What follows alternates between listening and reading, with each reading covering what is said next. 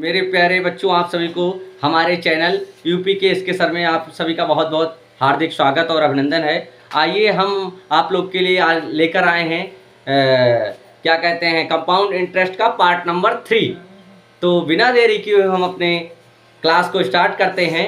जैसा कि आप सभी अच्छे होंगे और अपनी तैयारी को बेहतर कर रहे होंगे और आपके कंपाउंड इंटरेस्ट जो है आपके कम्पिटिटिव एग्जाम में और एकेडमिक एग्जाम में दोनों में काम आने वाली चीज़ है। तो क्यों ना बिना देरी किए हुए आप वीडियो को पूरा देखें और जो भी आपके डाउट हो, समस्या हो, उसको आप ज़रूर कमेंट के माध्यम से बताने का प्रयास करें, जिससे मैं आप सभी को बता सकूं, अच्छे से समझा भी सकूं। कोई भी सवाल हो आप कमेंट के माध्यम से शेयर कर सकते हैं और मैं उसका आपको रिप्लाई ज़रूर दूंगा।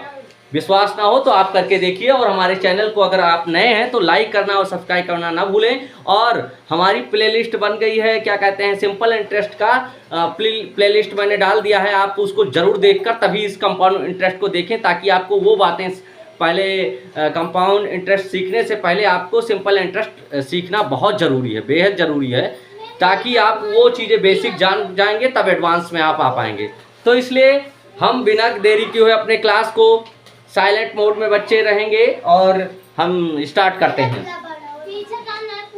तो पहला जो है बच्चों, ये हमारा सवाल कह रहा है 24,000 रुपये की धनराशि पर 10% की दर से 2 वर्ष 8 माह का चक्रवृद्धि ब्याज ज्ञात करें। तो 24,000 हमारा अमाउंट हो जाता है बच्चों, और कह रहा है 8,000, यानी कि 8 माह के लिए। तो हम निकालते हैं। पहले तो बच्चे हम लोग निकालेंगे 3 साल का इंटरेस्ट, कंपाउंड इंटरेस्ट निकालेंगे ताकि दिक्कत ना आए। 3 साल का हम निकाल लेंगे, फिर उसके बाद 8 माह का निकालेंगे। तो 24,000 रुपये का देखिए रेट हमारा कितना है, 10% है, और इसको हम परसेंटेज जैसे हटाएंगे तो नीचे 100 आ जाएगा और यहाँ से 20 कट गया, और इसका मल्टीप्लाई करेंगे तो ये हमारा आ जाएगा 2400 रुपये। दूसरे साल का भी 2400 आ गया बच्चों। आप लोग वही सेम तरीके से फॉलो कर रहे हैं। तीसरे साल का भी 2400 आएगा, लेकिन तीसरे साल में ही 8 महीने का है। तो आइए देखते हैं कैसे। जैसे आप लोग मान लीजिए एक वर्ष में 12 महीने होते हैं और 8 महीने हैं, तो इसको हमें 8 से डिवाइड करना होगा बच्चों। तो 2 छक 12, 2 चौक 8, इसको और एक फॉर्म में डिवाइड करेंगे तो आ जाएगा 3/2, यानी कि 1.5 आ जाएगा। कितना आ जाएगा, 1.5। तो इन सभी को हमें 3/2 से क्या करना होगा, भाग देना होगा। क्या करना होगा बच्चों, भाग देना होगा 3/2 से। अगर आप 3/2 को 2400 भाग दोगे तो 2 हमारा यहां मल्टीप्लाई हो जाएगा, और फिर आगे क्या है, ये हो जाएगा हमारा 2/3, ये हो गया। फिर यहां पर 2400 का अगर हम निकालेंगे 10% के हिसाब से तो हमारा हो जाएगा 240। कितना हो जाएगा, दूसरे वर्ष का 240 हो गया चक्रवृद्धि ब्याज, और तीसरे वर्ष का यहां 240 का दुगना हो जाता है, यानी कि अभी इसको रुक जाओ, 1 मिनट देख लेते हैं। पहले हम 3 वर्ष का निकाल लेते हैं। तो इसका दुगना जो हो जाएगा 240 का हो जाएगा 480, 24 दूना 48, यानी 480 हो जाएगा। और 240 का भी 10% के हिसाब से निकालेंगे, 240 का भी 10% के हिसाब से निकालोगे तो ये हो जाएगा 24 रुपये। अब ये हो गया 3 साल का हो गया बच्चों, लेकिन हम लोग को जानना क्या है, 8 माह का निकालना है। 2 वर्ष 8 माह का। तो 8 माह को हम लोग जैसे मान लीजिए ये हमारी 3/2 आया, जब हमने 12 से 8 को डिवाइड किया।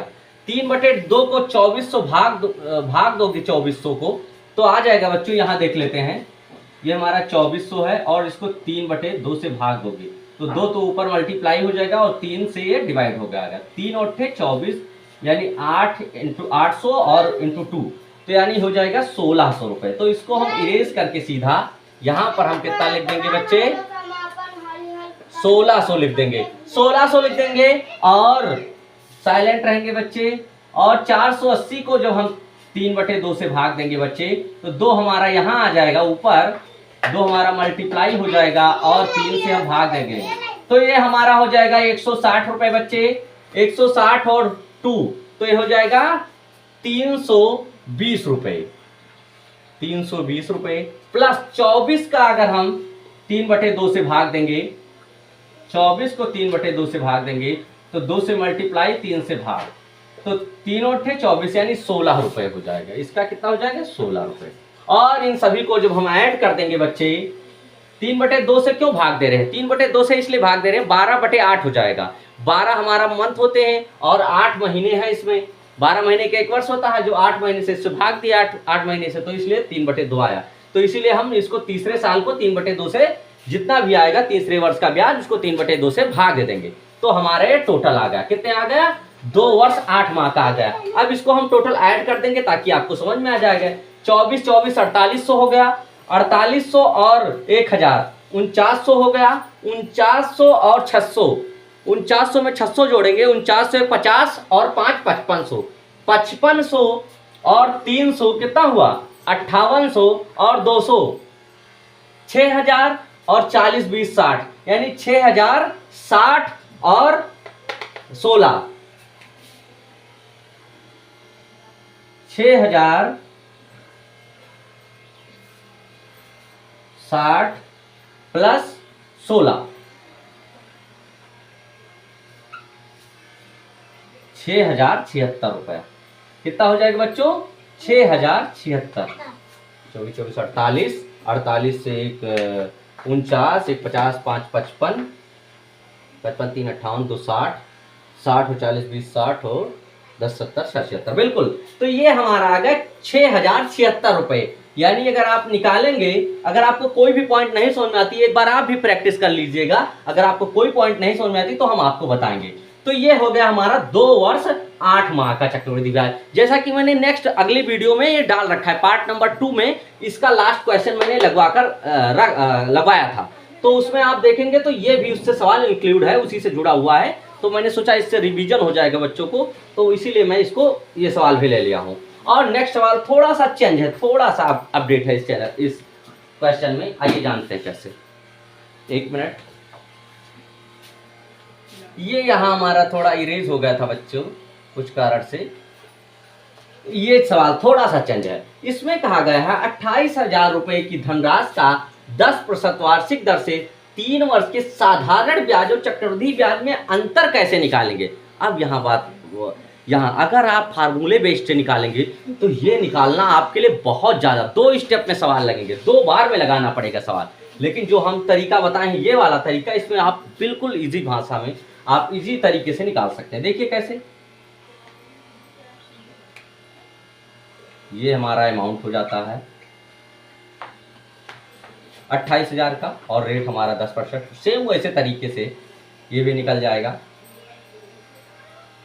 2800 हमारा पहले वर्ष का हो गया, दूसरे वर्ष का भी 2800 हो गया, तीसरे वर्ष का भी 2800 साधारण ब्याज हो गया। अब हम लोग को 2800 का 10% के हिसाब से निकालेंगे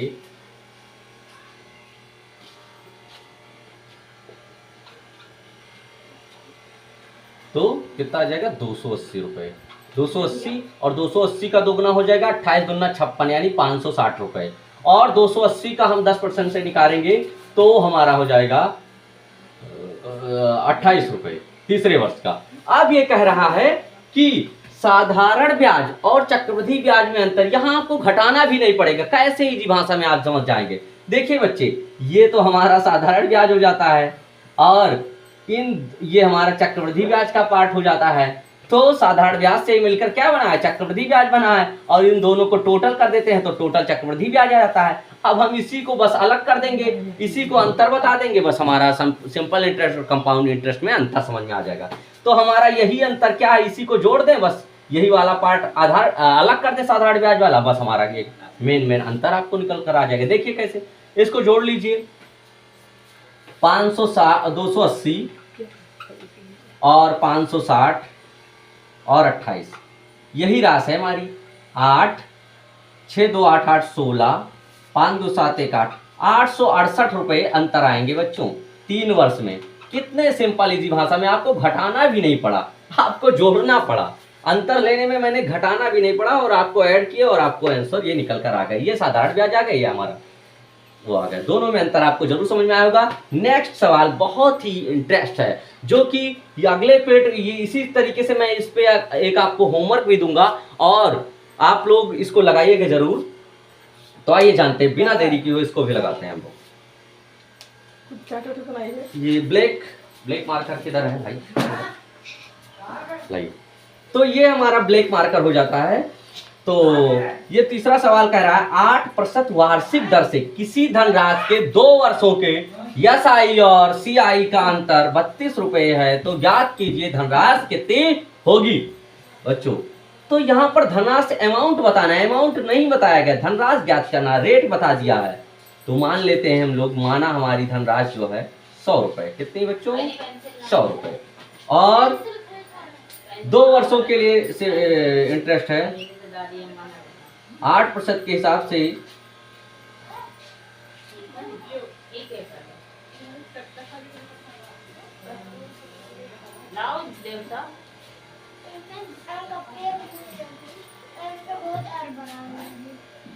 पहले वर्ष का साधारण ब्याज 8 रुपए हुआ, 8 रुपए हुआ, माना 100 रुपए का 8 रुपए हुआ, 8 रुपए।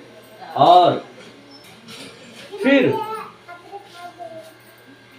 100 रुपए का अगर आप निकालोगे 100 रुपए पर 8% के हिसाब से, तो 100 कट जाएगा, हमारा कितना आ जाएगा? 8 रुपए एक वर्ष का, दूसरे वर्ष का भी 8 रुपए। और फिर इस वाले का भी ब्याज पर तो लगेगा, कंपाउंड इंटरेस्ट तो है भाई। तो 8 का भी अगर आप 8% के हिसाब से निकालोगे तो ये कितना हो जाएगा? 8 × 64 और 64 को 100 से भाग दोगे आप तो बच्चों 0.64 आ जाएगा। कितना आ जाएगा? 0.64। यही 0.64 यहाँ हो जाएगा। और कह रहा है अंतर, जैसा कि आप लोगों ने ये अंतर सीखा साधारण ब्याज, तो हम लोगों ने अंतर यही तो बताया था, साधारण ब्याज चक्रवृद्धि ब्याज में अंतर यही तो इंक्लूड करके आपको बताया है। तो यही अंतर तो है। 64 बराबर किसके? 32 रुपए के बराबर। 0.64 बराबर किसके बच्चों? 32 के बराबर है। तो 100 का दाम निकालना है बच्चों। देखिए कितनी इजी भाषा में निकल गया। यहाँ से दशमलव हटाओगे ये कट जाएगा, एक 0 बढ़ जाएगा। 8 चौक 32, 8 अठाई 64, 4 एकम 4, 4 दूनी 8, 2 एकम 2, 2 पंचे 10। ये हो गया हमारा अमाउंट। कितना आ गया बच्चों? 500 रुपए आ गया। एक मिनट। तो ये हमारा 32 0.64 बराबर 32 के है।